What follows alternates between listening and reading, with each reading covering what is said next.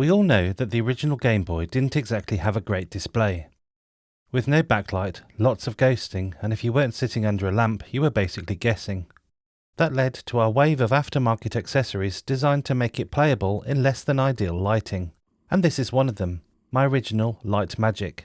It's a third-party magnifier and a light for the Game Boy. It uses two incandescent bulbs, one on each side of the magnifying lens, to throw light down onto the screen. And to be fair, it does genuinely improve the visibility in low light, without going down the whole modern IPS screen replacement route. But there's a problem. Runtime. Incandescent bulbs are horribly inefficient. Most of the energy they use is wasted on heat rather than light.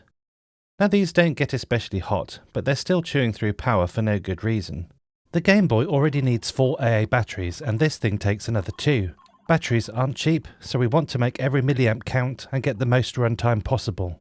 So the obvious question is, can we make it better? What if we swap the incandescent bulbs for LEDs? It's not going to magically transform the screen, but LEDs use far less power, and in theory this should mean a longer battery life.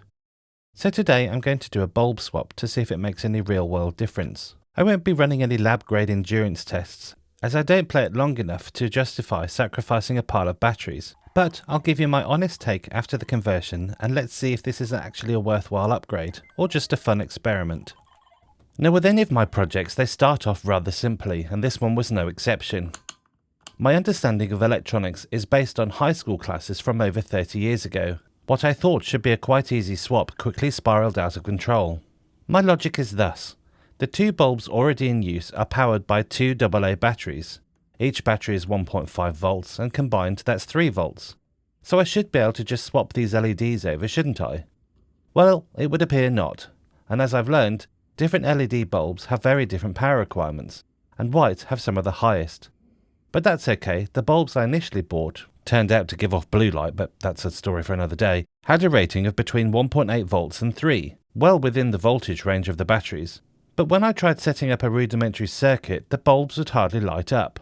I also want to use some rechargeable nickel metal hydride batteries, as it would make sense to replace alkaline batteries with something rechargeable. But here's where I hit yet another snag. These two batteries are 1.2 volts each, meaning in series they'd output 2.4 volts, again well within the spec of the bulbs, or so I thought. If you know anything about electronics you probably know where I'm going with this, but the bulbs I bought were mislabelled. They need much more voltage than specified. Unfortunately I couldn't return them as I was about 4 years outside the return window, and yes, that's how long this project has been sitting on the shelf for. So I went to another supplier and bought some new LEDs from there. I ran across the same trouble as before. These LEDs require much more voltage than either alkaline or the nickel metal hydride batteries can deliver. So I need a way of upping the voltage somehow. Well, I don't know anyone that I could ask electronics questions to, so I turned to ChatGPT and had a conversation with it about what I was trying to do. Think what you want about AI, but I believe it has a place in this world. And as long as you're sensible and research the answers afterwards rather than taking them as gospel, then they're a great starter for 10. It suggested and explained about using a boost converter, and how you'd use that to dial up the voltage to somewhere around 3.4 volts. I ordered one from Amazon and a few days later it arrived. If you're not familiar with what a boost converter is, simply put, you supply power at one voltage on the input side, and it increases the voltage on the output. So to put it to the test, I set up a simple circuit to see if my theory holds up. So here we have my bench power supply outputting 2.4 volts, which barely lights up the LED. The amperage is set to automatic. What we'll do next is power the LED using the boost converter. You'll see shortly what the output voltage is, and also the LEDs flickering in the filming of this video is imperceptible in real life. I'll connect the positive and negative connectors from the bench power supply to the input side of the boost converter, and then I'll connect the positive and negative leads from its output to the LED. I'll then run a positive and negative off the first LED to the second one, before finally connecting these two to the multimeter. A word of warning though, the first time I powered up the boost converter, I accidentally fried two LEDs. This is because it was set from the factory to an output voltage of 14 volts, which is far too high for these LEDs. To adjust the voltage, there's a small potentiometer that can be turned using a small screwdriver either clockwise or anti-clockwise to increase or decrease the output. The voltage on the multimeter is showing 3.12 volts. The maximum I've seen is 3.2, but I don't see any perceivable brightness difference over 3.12. Let's start tearing down the light magic to see what we're working with. It's crudely built and you can tell it was definitely made to maximise profit. We'll remove the battery cover and then each of the screws holding the back side parts on. There's not much inside, just a couple of battery terminals, a switch and some super tiny gauge wire that goes off to the bulbs. The back left and right parts are used to complete a hinge, but there's no way to make it tight again if it's gone a bit floppy over the years. There are 4 screws in each of the 4 corners of the magnifying lens which need removing next. There are just 6 screws holding the whole thing together. The lens is plastic, and what I've seen from others available on eBay seem quite prone to scratching, which could interfere with the playing of the game. But I don't think a kid would be too concerned with this, however. After a bit of wiggling, the magnifying lens part can be removed from the part that holds the battery and the switch.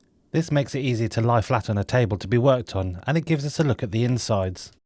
There are 2 cables per bulb, and they're held in place with some hot glue and some standoffs. Here's how I measured the part where I was thinking of mounting the boost converter. I'll use the inside jaws of my measuring calipers to measure out the width of 15.6mm, and then measure perpendicular to the previous measurements, which gives me 37.3mm. This is excellent news, as the Amazon listing states 14mm by 36, so it should slot in here nicely. And whilst I have the calipers out, I might as well go about measuring the boost converter to actually see what it comes out at. And Houston, we have a problem. Despite supposedly being smaller than the space I've just measured, when the boost converter arrived, I found that it didn't fit where I'd hoped to mount it. I also didn't take into account the latch on the battery door, which is now also obstructed. So whilst I think about another solution, we're going to have to crack on. I don't really mind snipping off parts from inside where they're not going to be shown, like here, as there was no real way to remove the original incandescent bulbs other than using some flush cutters to snip them off. Some people are purists and would consider modifying an original part sacrilege, but this is mine and I'm happy to do so, all in the name of science, or for content for YouTube. I use some wire strippers to remove the tiniest amount of the outer jacket, which we'll need to tin with some solder and then solder on a resistor before soldering that up to the wires. I had considered using some new wire, but the gauge I bought was a little thicker and I wasn't sure it would fit through the hinge. As I was going to have to trim the legs of the LEDs off as they're far too long, and generally LEDs can only be powered one way, I got some red painter's tape and cut off the tiniest amount to put on the positive legs so I couldn't accidentally solder them up the wrong way. Incidentally, doing so will mean that the LEDs won't shine. That bloke I keep mentioning in my videos, Wolf, has been working on a project to replace the aging battery in his Nissan Leaf and wanted a new soldering iron to install a bridge that does some magic that allows the old Leaf to talk to the new battery. So he bought this fancy USB one. He said it was decent, so I bought one too, as I've not had much luck in the past with the irons I've bought. Anyway, this one's cordless, which is a godsend, and it's got a fancy display on that you can set the temperature of the iron. It heats up pretty quick, and there's also a light that shines down the tip, lighting up what you're working on. It's really quite nice. I've said before that soldering isn't my favourite thing to do, but using this new iron has made it a lot easier than past projects have gone. Although I do need to invest in some helping hands to position everything in place, as your hands are usually tied up by holding the iron and the solder. I'm still not brave enough to show you how my work went, so you'll just have to imagine that I did it splendidly. I still need to invest in some decent flux, but the stuff I used worked out okay. I didn't have any trouble with the solder not wanting to stick to the components, and the tip of the iron was nice and hot, so it was very easy just to tap onto the 2 components to make a join. The awkward part of installing these LEDs was connecting them to the existing wiring. There's not much slack in the cables inside the light magic, which meant positioning it in such a manner that it was easy to solder proved tricky. I'd already cut some of the smallest heat shrink tubing I had and ran it over the cables. I wanted to make sure that there would be no chance of an accidental short. I mean, I doubt it, but better be safe than sorry. It may or may not have been a little bit too big, so let's pretend that it worked out fine too. I was sure I pressed the record when I was using the glue gun that I purchased for this project, but I don't seem to have any footage of it, so I'll have to sack the camera operator.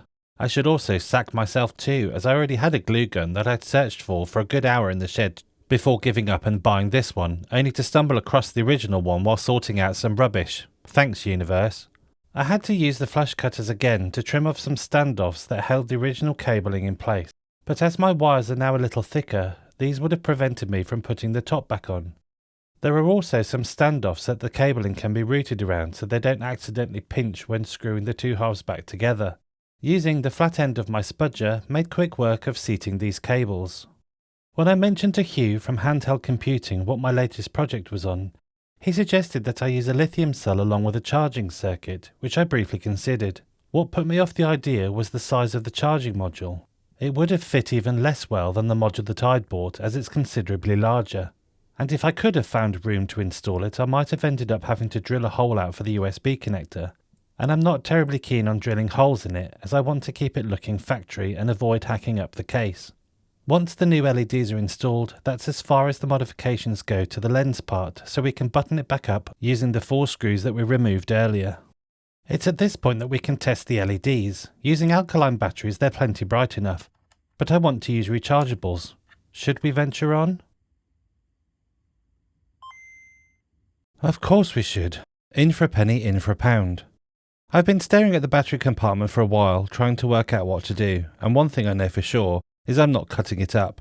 If I start chopping plastic, I risk it not fitting back together properly. And honestly, this thing is part of my childhood. I'm not going to take a Dremel to it. So what's the plan? Well, I don't have a 3D printer. The parts I've used before came from a printing service, and proper prototyping just isn't realistic or cost effective. And I know if I go down the 3D printing rabbit hole, I know exactly what will happen.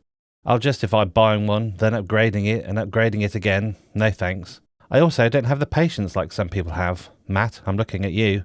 So we need another solution, and I'll warn you now, some of you might not like it. Here's what I've come up with. A small project box. The batteries and boost converter will live inside it. I'll run the wires through a small hole and solder them directly to the terminals inside the LightMagic's battery bay. There'll be no cutting of the original plastics, as I just won't refit the battery door. To mount the box on the back, I'll use some hook and loop strips. That way it's secure, but I can still get inside the box when the batteries need recharging. Is it elegant? Not really. But is it practical, easily reversible and respectful to the original hardware? Well, I think so. And at the end of the day, as long as I'm happy with it, then that's all that matters. So with new plans drawn up and parts assembled, let's get started. First things first, the project box has some legs inside that I'm going to trim away with my flush cutters in 2 of the corners. Due to space constraints, I need to be able to push the battery holder as close to the corner as possible, which will leave just enough room for the boost converter, which also needs to go in the opposite corner. I'll then need to drill a hole in the middle somewhere and feed the cables through. Once I've soldered these parts together, I'm going to use some double-sided adhesive tape to mount the battery holder and the boost converter. Now, whilst there are mounting holes in the battery holder, there isn't an easy way to secure the boost converter, so that's why I'm going the tape route. If you're here to watch some satisfying soldering action, then I'm afraid, my friend, you've come to the wrong channel. I've mentioned before that it's one of my least favourite things to do, and this was no exception. Yes, it's only like 6 things to solder, but chuffing hell did this test my patience. And here's what I've made, a Frankenstein's monster of accessory. Well, I've seen worse. Does anyone remember the Konami Hyperboy or the Saytech Booster Boy? It's not going to win any design awards, and I can see the cables going from the external hump to the LightMagic, but it's only me that's going to be seeing it. It's not like I'm showing my work off to thousands of people on the internet now, is it? I'm pleased to report that the boost converter is working well and the LEDs are nice and bright. There's also no flicker, even on the camera. I think this must have been something to do with my power supply, as it's AC where the batteries are DC. I'm sure somebody more clever than I can explain in the comments. So my friends, was it worth it? Did I go to all this effort for nothing? The answer is, quite possibly. From the research I've done, a boost converter can be up to 95% efficient, but I doubt that this one is. Will that have an impact on battery life? Probably. But overall for me, I've ticked 3 boxes. I've well and truly scratched that 4-year-old itch. I've replaced the old style bulbs with LEDs, and I've converted the LightMagic to run on rechargeables, which is a win-win-win. How long do the rechargeables last? I've absolutely no idea. It could be better, it could be worse. Only time will tell. I would say that this has been a cheap little project, but as usual, things didn't go right, which forced me down another path. I've bought new wire strippers, project boxes, multiple boost converters, cables, hook and loop, yada yada yada. It's not come anywhere near the cost of a nice IPS screen replacement, which would be infinitely better than this hodgepodge monstrosity. But where would the fun be in that? Anyway, if you've made it to this part of the video, thanks ever so much for watching, and I'll see you in the next one.